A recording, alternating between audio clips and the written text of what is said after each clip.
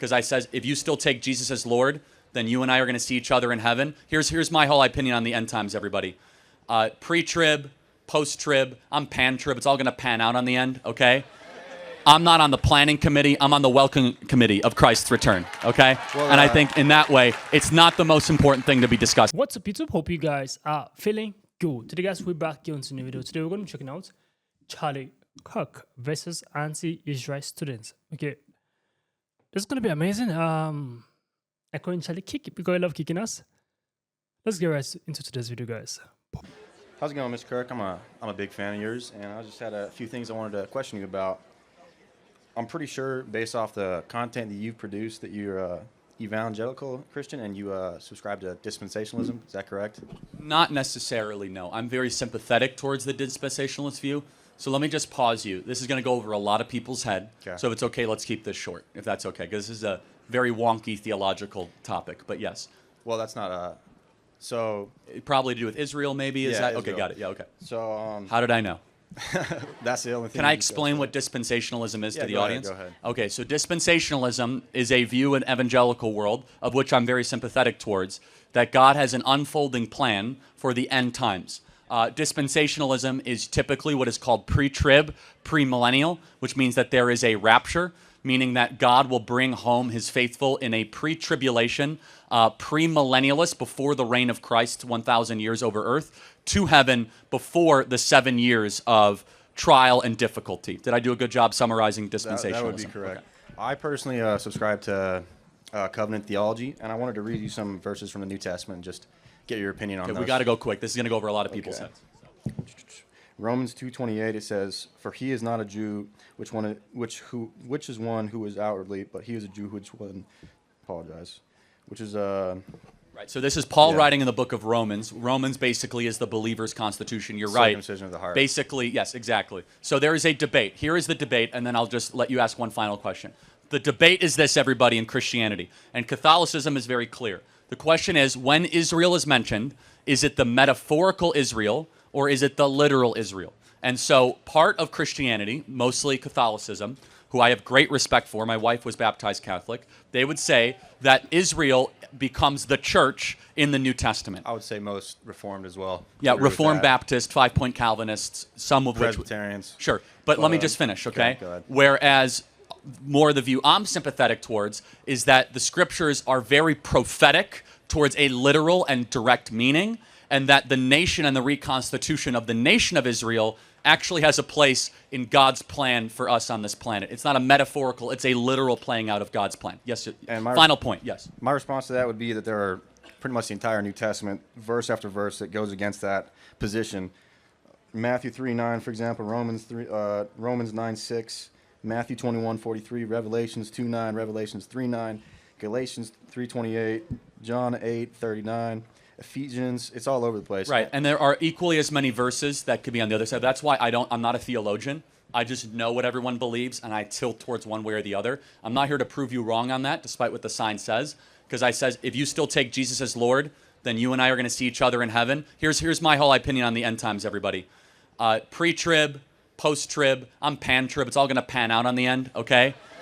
I'm not on the planning committee. I'm on the welcome committee of Christ's return, okay? Well, and I think in that way, it's not the most important thing to be discussing. Can I continue just a little bit? The reason I wanted to bring all those up is because it's mainly goes to your support of Israel. I feel like that if you take that theology away, that cuts that from the knee. And I also wanted to read some verses from the Talmud. You got to be okay. So that's fine. I do want to wrap this up. However, can you tell me what the Talmud is? It's it's like the most important book in Rabbinic Judaism. Yeah, so not totally true. So the Torah is the most important, followed by the Tanakh. Tanakh stands for Torah, Nivalim, right, and Kvetchim, which is the Torah, the writings, and the prophets. TNK, that's where you get Tanakh from. And then, after the Tanakh, comes the Talmud. Now, how many Talmuds are there?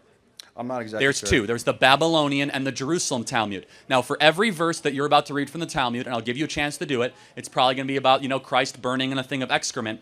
There are debates with rabbis in the following verses of them disagreeing. The Talmud is basically a bunch of Jews fighting for 2,000 pages. So it is not necessarily considered to be canonical or authoritative. So I do want to make sure that is clear, but go ahead, tell it, and then we'll wrap it up. There's a lot of talk about what's happening in Israel right now. Hostages being released, terrorists resurfacing, Gaza plans, and so on. But there's one thing we tend to overlook: the people of Israel. The war has taken a huge physical and emotional toll on the Jewish people. And that's why I want you to know about the International Fellowship of Christians and Jews. And I want you to support the important work they do.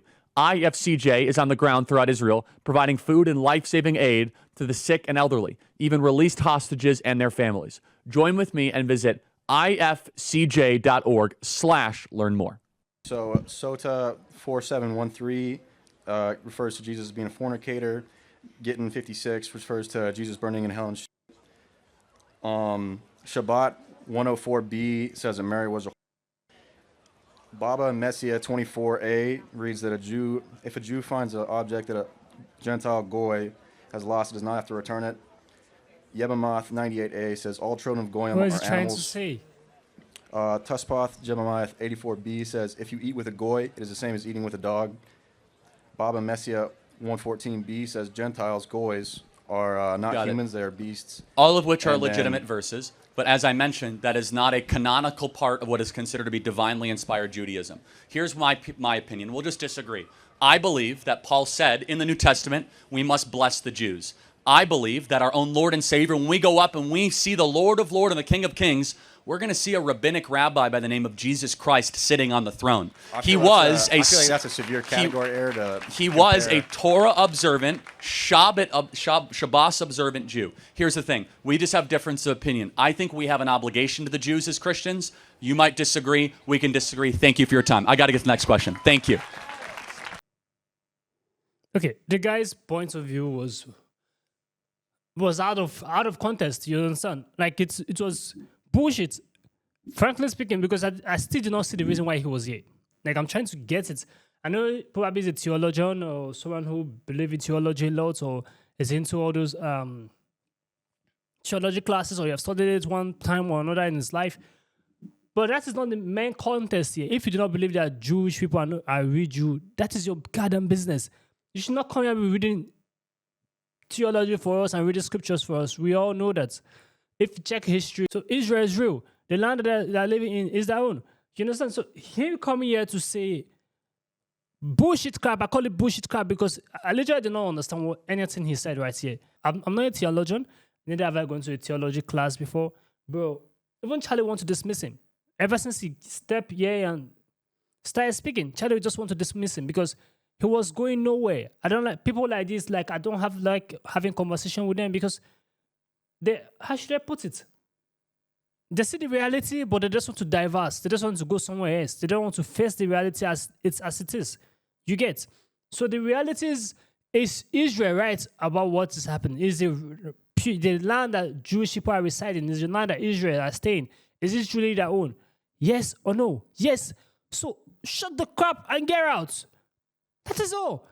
Charlie just wants to dismiss him. I don't know what he's reading right here. I don't know what you're talking since. He's not putting his point straight for everyone to understand.